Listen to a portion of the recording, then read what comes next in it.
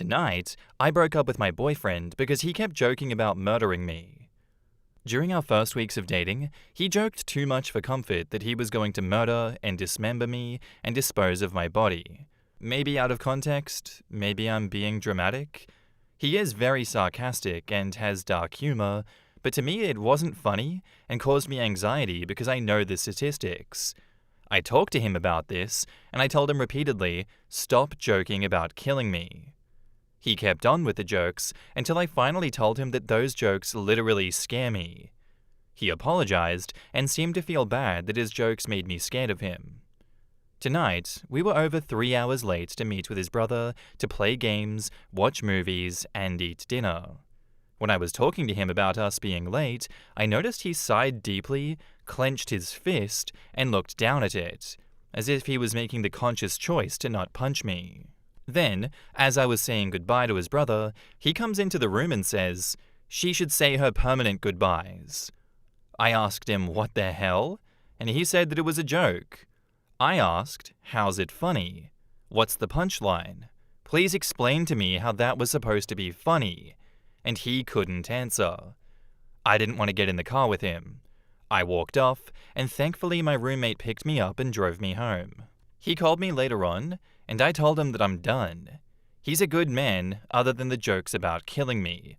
We talked about and agreed that he wouldn't joke about killing me anymore, but then he did it again tonight and doubled down that it was just a joke and that actually I'm the problem. I started telling him again how often women are killed by their husbands and boyfriends, and that's why the jokes bother me so much, but he interrupted me to say, fuck you. So I hung up and blocked him. All of this really sucks because my roommates say that I should just talk it out with him and give him another chance because they can tell that I really like him and he really likes me. But I already did that. I thought we were past the homicide jokes, and then he did it again tonight while he was angry with me, and it caused me this awful feeling in my gut that I needed to not get in the car with him and to get away from him. I've had boyfriends and male friends in the past. None of them have ever made jokes about murdering and dismembering me, especially multiple times after I told them to stop. Have you had friends or boyfriends that make jokes like this? Where is the humor in it? What would you do in this situation? In the comments, Callisti says, you've already given him chances. He agreed to change and then broke his word. So not only is he verbally abusive and potentially violent, he also breaks his word. You did nothing wrong. There is no humor in what he said, and abusers frequently excuse their abuse in the two ways that he did. First, they say it was a joke. If you don't accept that, they try to blame it on you. You don't want to become a statistic. There are plenty of men out there who will never threaten to kill you. You have done exactly the right thing. Don't feel bad about anything you've done. My one piece of old woman advice to you is to be very strict around dating men when it comes to threats. Joke or not, if a man threatens you in any way, tell him that if he does it again, it is over. Don't tolerate any kind of threats or violence, ever. If the man is actually a danger, he will see tolerance as a sign that he can violate your boundaries without consequences. Just remember, there's a lot of murdered women that once said, oh, he'd never do that to me. Luna says, when I was a teenager, I would go driving around country roads and around our smallish towns with male buddies from school. I'm a woman. And one night, my really good friend thought it was a good idea to make a joke about chopping me up with an axe. I got really terrified because it was just an overwhelming and scary thing to hear, and I started to cry. The immediate regret was obvious in my friend's eyes, and he genuinely looked mortified for having scared me so bad. He started apologizing and saying that it was just a stupid joke, and reassured me. In the moments after making his stupid attempt at humor and seeing the impact it had, he felt remorse and wanted to correct his behavior. Your ex did not do this. Or if he did, he immediately repeated the scary behavior again anyways. My friend never made a joke like that again. Men who actually care about us will respond empathetically to our fear response and will want to do whatever it takes to ensure that we will feel safe around them, especially if it's as simple as refraining from making dumb jokes. I hope you never have to see this creep again, and good for you for sticking up for yourself. Back up to the post, there is an update that says, "Thank you everyone for your overwhelming support. Also thank you for the important links and resources in the comments. I've learned a lot and shared them with my friends. I love this sub." I haven't heard from him and he hasn't caused any trouble since the breakup. If anything comes up, I'll update this post. We don't really get an age for the woman writing this post, but I'm gonna guess that it's like early 20s, because I think the common sense thing is to assume that people get enough sense to be like, they won't listen to me, they won't shut up about stupid shit that I've asked them 1,000 times before to stop mentioning. But the usual jokes that you want them to stop talking about are not like straight up murder and dismemberment. I just have to give so many benefits of the doubt because I'm curious why OP isn't just talking about this with her friends and being like, he keeps joking about murdering me. And what the hell is up with the roommate saying, you should just talk it out with him and give him another chance because I can tell that you really like him and he really... What's wrong with you? Is that roommate the only person you've talked to about this? Because no sane person is going to say, give him another chance here. Any sane person's going to say he's a lunatic, get the hell away from him at best, and he's actually going to murder you at worst. I just feel insane sometimes reading these posts. And now, onto the update, 11 months later. I hope I'm not breaking any subreddit rules by posting an update, but I thought that this sub would like this update from all the feedback that my original post received and all the messages that I read requesting an update. Thankfully, I've moved across the state since then and have not seen him since. The last time I spoke with him, over the phone, I made it very clear several times. You promised that you would stop making jokes about murdering me, but then you did it again. You realize the greatest threat for women is being murdered by their boyfriends and husbands. They are most likely to be killed by men they know. And he says, hey, OP, fuck you. What a psychopath. Actually, no. Fuck you. What a great defense. What a cool, normal individual. You should give this guy another chance, actually, OP. So I hung up. I ghosted him after that. I blocked him on everything and alerted my employer that if he showed up, he was a threat. However, he sent me an email in an attempt to, I don't know. I'll leave you to draw conclusions because I really can't make sense of it. I'm sorry if I quoted it incorrectly. I'm on mobile. This is the email that he sent me. Dear my name, spelled with ####. He got my name wrong multiple times and it became a joke, which is what he refers to here. I don't really know how to go about saying that I am empathetic, quote unquote, as I'm a me-pathetic mess. But I do feel, I can understand, and I have recognized. My actions have consequences, clearly. I thought I was being reasonable. I gave you time and space. I wasn't sure how long I needed to wait, or if I should just do nothing, but I didn't know that you had even blocked me until today, as I had not called, and only texted that first day, expecting nothing back. Yet, now I understand. I should have known. I tried to call you tonight though, despite my better judgment. And that's when it hit me hard. It's been almost 2 weeks. I know you don't want to be in a relationship with me, but I wanted to end this civilly. I could hope at least. On terms that we both could live on, amicably, or me, since I didn't have a choice. That terrible night was booze-ridden, and unfortunately for me, the end of us. I didn't get any chance, but I made my choices, and I was cut out of you, like the cancer I became, regardless of how much I remember, due to my memories being cut down by Irish whiskey, and I hazed focused. You ghosted me. Now I know how that feels, as I have done that to others. I deserve this. It's interesting because you mentioned to me that I never had to change my number in my last relationship over 5 years ago because all I needed to do was block them. Damn. History not only repeats itself, but can be fucking ironic. I lost one of my best friends. I lost you. I've been hurting, OP. This is even worse. When I realized you don't even want to communicate with me, I would ask, why? But I know it's because you hate me. What you think of me, what you think I am. Who likes Andrew Tate? Nobody. I embody that nobody. I am hate. I am Tate. I obviously have a lot of growing up to do. I wasn't aware of just how much.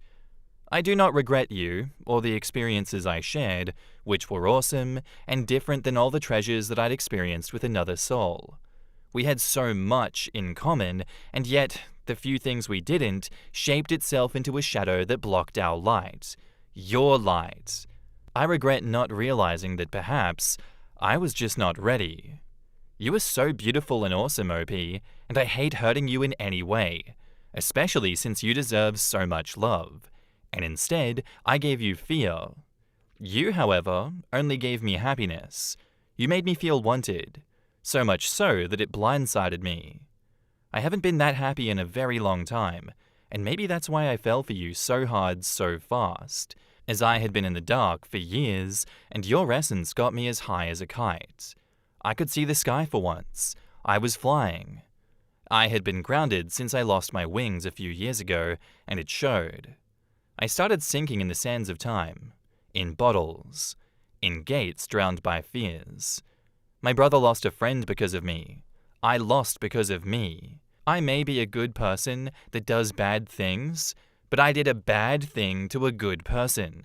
It scares me to think that when we do, and it will inevitably happen, as it's a small town, run into each other, you will fear me, and I will fear you. I don't want that, but I made my grave, and I suppose I need to sleep in it. I will not call you again, as I did tonight, as much as I want to. You can always call me, but I'm aware that this is about as real as my dreams coming true. I have respected your space. I haven't tried to suffocate it or breathe your air. I just wanted to bury myself with a little dignity today, considering that I must be public enemy number 1. I'm embarrassed to admit that running into your roommates or even co-workers makes me feel uncomfortable. That I did to myself and you. I'm sorry, OP. I don't know what else to say. I know you'll find someone, sooner or later, who will treat you with respect and make you feel loved, but I am not him. I failed. But you will have that. As much as I don't want to think of it, and you deserve it, as much as I didn't commit to that. I know you think that I don't love you. You can ghost me, you can not respond. I don't think you will anyways, and maybe you won't even read this, which is okay. I needed to say my piece to rest at sea. But you can't take away how I felt or how I feel at all. Maybe that was the problem. I was too much. You thought I was just a blimp in time anyhow, and now that blimp can finally sink in time. Edit, thank you for all the support. I love this sub. No way he will ever hear from or see me again. I now live in a new town, new home, and with a great man that respects and appreciates me. In the comments, someone says, people talking about this man being a sociopath, psychopath, and narcissist, but to me, he sounds like a generic boy that's trying to verbalize his emotions for the first time. I don't know how old he is, but it reads like the letters from my first boyfriend at 20 years old, trying to be poetic and funny and failing at both, and just word-vomiting emotions without fully understanding them. Yeah, that's just a normal dude learning that his actions have consequences for the first time. And OP says, he's like 40. Another commenter says, I'm so glad that you're safe. I have wondered about you from time to time. OP says, thank you. I'm doing great.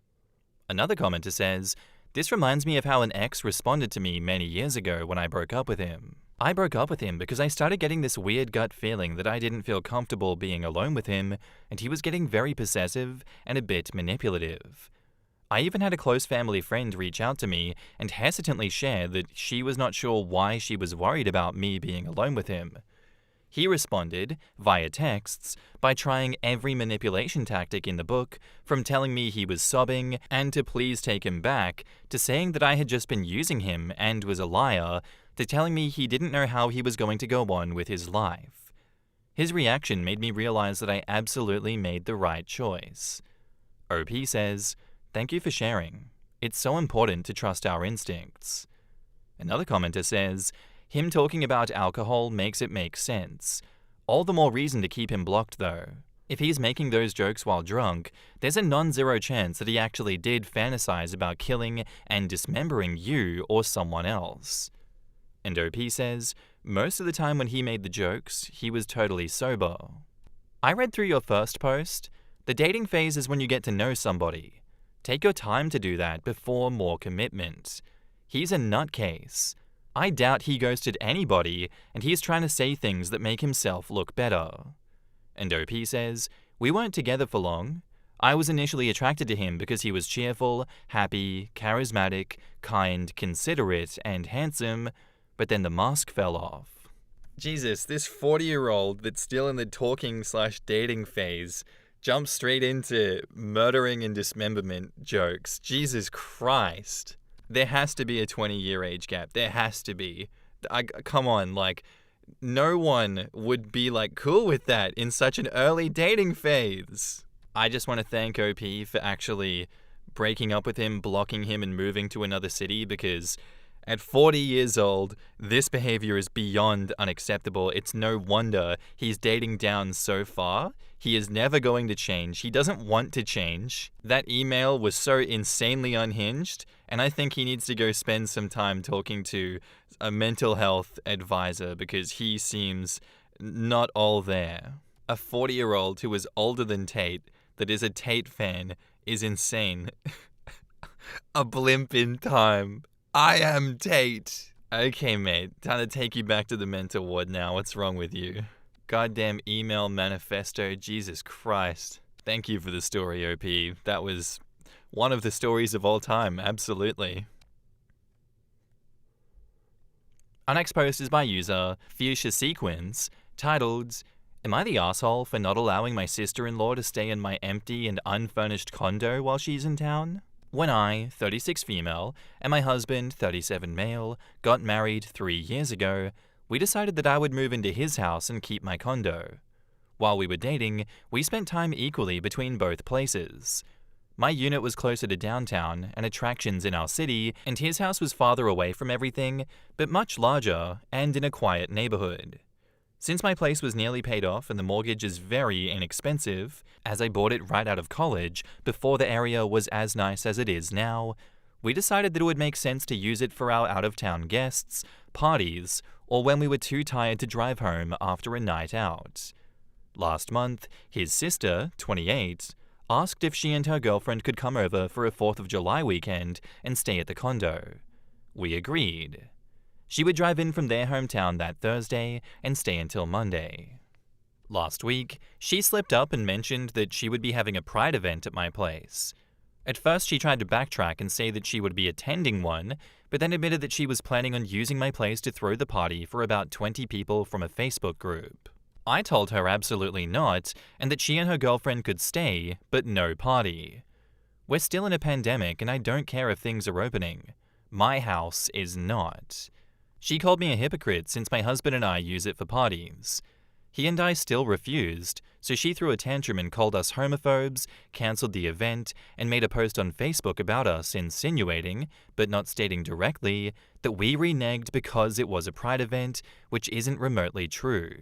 My mother-in-law called to find out what was happening, and apparently, my sister-in-law is keeping up the story that we were being homophobic. I called her and told her to find somewhere else to stay, so of course, she got even more irate and made more insulting posts on Facebook about us, saying that she was basically homeless for the weekend and that it's not safe for them to stay in a hotel. I'm not budging, but my husband is trying to keep the peace, saying that we should still let her stay. Sister-in-law and I usually have a very great relationship, so I'm not sure why she's acting so ugly about it. Am I the asshole for reneging on allowing her to stay in my empty condo? In the comments, Princess Programmer says, not the asshole. She literally admitted that it's unsafe to be at a hotel right now due to the pandemic, but she's willing to sacrifice the safety of 20 people and you as the owner of the place so that she can throw a party? Make it make sense. Honestly, even if there wasn't a pandemic going on, how rude of her to assume that she can throw a party in someone else's house without asking them. Her comment about them having parties was a diversion because, I'm assuming, the OP hasn't had any parties since the virus started. She's the asshole because she's using homophobia as an excuse when it couldn't be farther from the truth. I hope OP clarifies in these posts. OP says, just saw this. No parties since COVID. Last time we were there was February. Well, that's what I figured. So she's definitely the asshole trying to use that as an excuse. Selfish and self-centered. G. Durand says, not the asshole. Don't let her stay in the condo, ever. Accusing you of being homophobic because you're not allowing her to have a party during a pandemic is disgusting. This kind of accusation can have big repercussions, and she is being absolutely selfish in doing so. And OP says, I don't want to cancel her completely. I'm sure she was acting out in anger, so I don't want to make a permanent decision out of anger as well. We decided to call her tonight on Zoom so that we can talk face to face. Unsightly Fuzz says, not the asshole, and frankly, sister-in-law is. There's no way me and my girlfriend can automatically extend to having a party, any party, in your condo, and she only has to be homeless on the 4th of July weekend because she falsely called you homophobic. I see how your husband may feel trapped in the middle, so just make this a you thing and not an us thing. Dig your heels in. Eventually, sister-in-law may learn that you are a reasonable person, or maybe sister-in-law is going to turn out to be someone who uses people a lot. OP says, I think this is driving me crazy because she isn't normally like this. She's a sweet girl, and I've known her since she was a teen. She's not normally a user, so maybe I'm trying to figure out what made her lash out like this. It came out of nowhere. Unsightly Fuzz replies, well, maybe her girlfriend put her up to the party idea, and then once it was announced on social media and she had to cancel the plan, it embarrassed her in front of her friends. OP replies, I hadn't really thought of it like that. I was more focused on being angry at her calling us homophobic than thinking about why she was being crazy. Edit, she accepted the calendar invitation for us to talk, so I'll update later. She sent my husband a text that said talk to you soon. Didn't send me anything, but accepted my invite, so hopefully it goes well. What she did here is a quick way to lose all trust from you two. You don't just get to stay in a condo downtown and then throw a party there, like regardless of if it's the pandemic or not. Didn't even ask if they could throw it.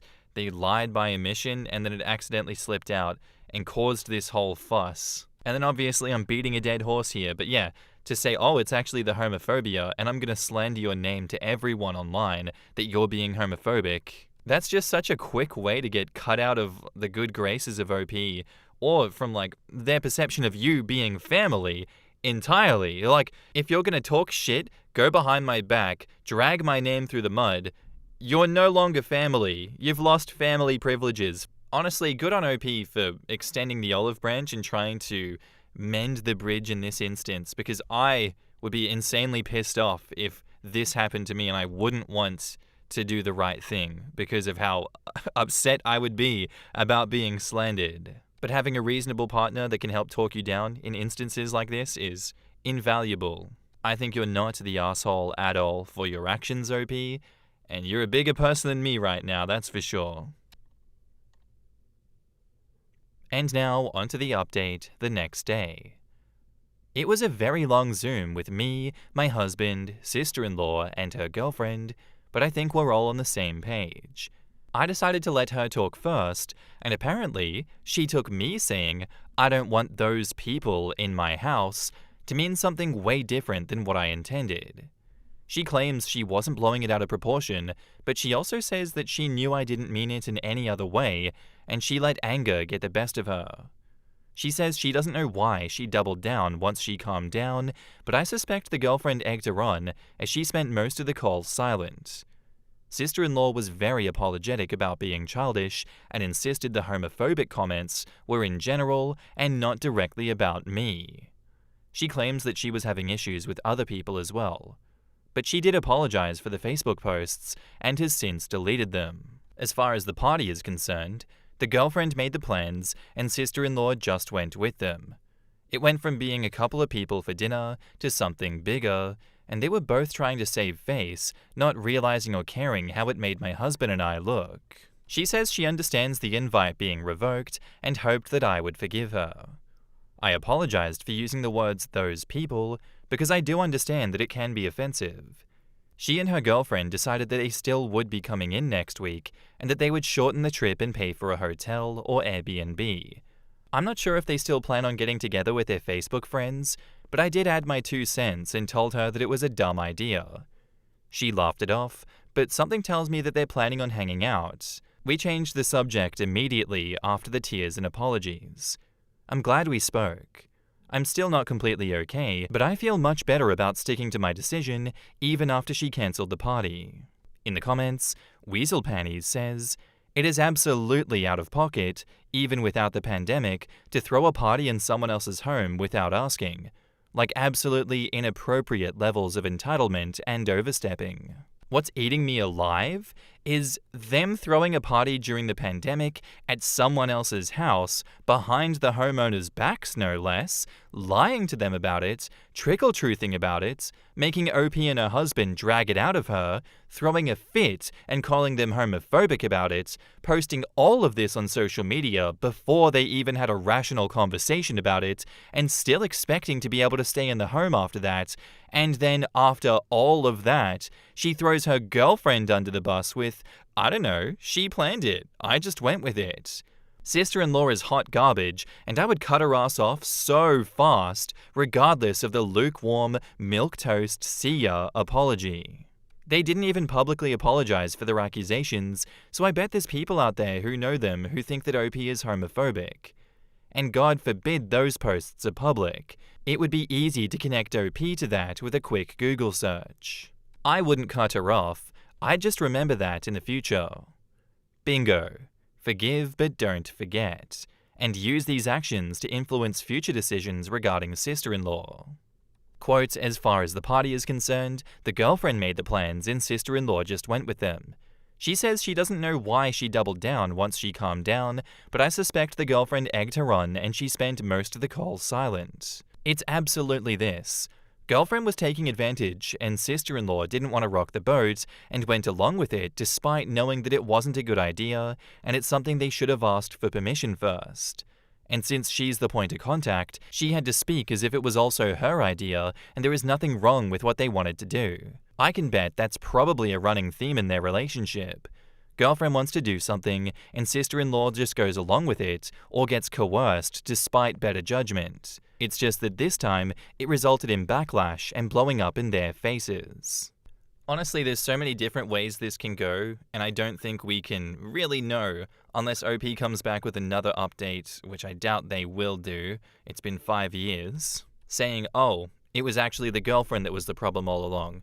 Oh, it was actually sister-in-law's idea and she was just scapegoating." To me, it's just one big game of he said, she said. But given how all of this played down, I think there's a very good chance that the girlfriend is being controlling behind the scenes, and I'd go as far as to say the girlfriend might have even been the one to post on social media, if that's the case. I'm gonna guess, given the fact that OP is giving sister-in-law the benefit of the doubt, it is uncharacteristic for the sister-in-law to go slandering someone online like that. Otherwise, I imagine OP would have mentioned that sister-in-law has a habit of doing this. That's why I think I'd put money on the fact that all of this was the girlfriend's doing, and the girlfriend is the one that posted online. And of course, there's no actual accountability here, guys. There is not going to be a public apology for the slandering of OP. Surely someone that publicly blasts lies out into the world should have the same energy for retracting those statements and apologizing publicly, right? The apology should be as loud as the disrespect, like, let's be for real here. Anyway, thank you for the story, OP. I hope you're doing a lot better after that fiasco, and I appreciate you nonetheless. Anyway, guys, that's where I'm going to end today's episode. I do hope you enjoyed. If you did, let me know what you thought of it in the comments down below, and I'll see you in the next one. Bye.